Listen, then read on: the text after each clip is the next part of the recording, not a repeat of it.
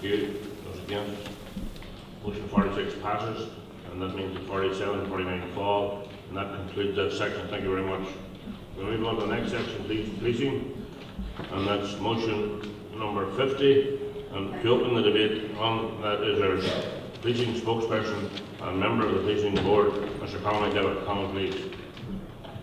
Chair, I wonder for efficiency if I moved 50 and 51 together, would that be agreeable to you? That's great, thanks. Okay, thank you, Chair. Good morning, conference. You'll be seeing a bit of me for the next hour, so I suppose we can grab it as much together as possible. Conference, it's a great honour to be the SDLP representative on the policing board.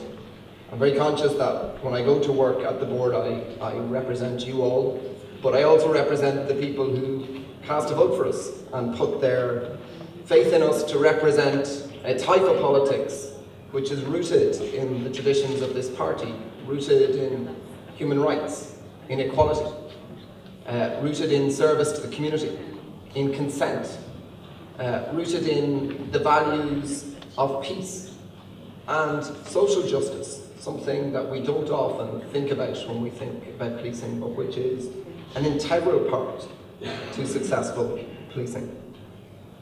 The past year has been some part good, some part bad. There is much to celebrate about the changes in policing in our jurisdiction.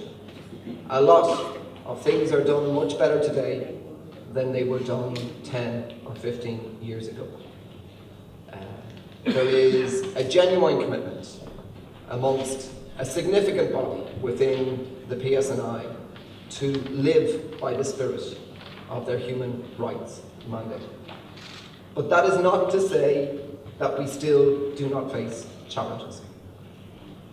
The biggest challenge that I am reminded of every day in the policing board is that, quite simply, everyone who goes to work to serve this community as a police officer today does so with a threat to their life. It is just not acceptable in a free society that a public servant should have to face a threat to his or her life because they do a job in the service of this community. And that threat is universal. It applies to officers who have served for many years through the old RUC and in the new PSNI, and to those who have joined under PAL. It is unjustified. It is sick. It is unpatriotic. And it is an absolute denial of what the Irish people want.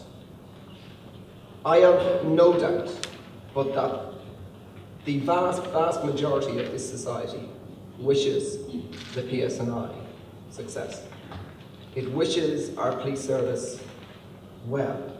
It wants it to do things right, but it rejects anyone who thinks that there is a moral or political legitimacy to targeting a police officer.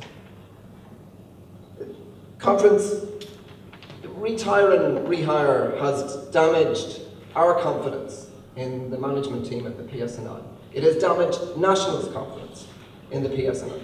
And those who were responsible for that misguided policy must be held to account. And in the coming months, I fully expect they will have to. The British government still sometimes does not get the huge success that has been the new to beginning to policing in this jurisdiction. They don't get it because they stopped 50-50 recruitment. The one instrument that is delivering meaningful change. They don't get it because they propose to establish a national crime agency, which will give the spooks even less accountability than they have today in our jurisdiction, which denies Parliament the right to oversee security.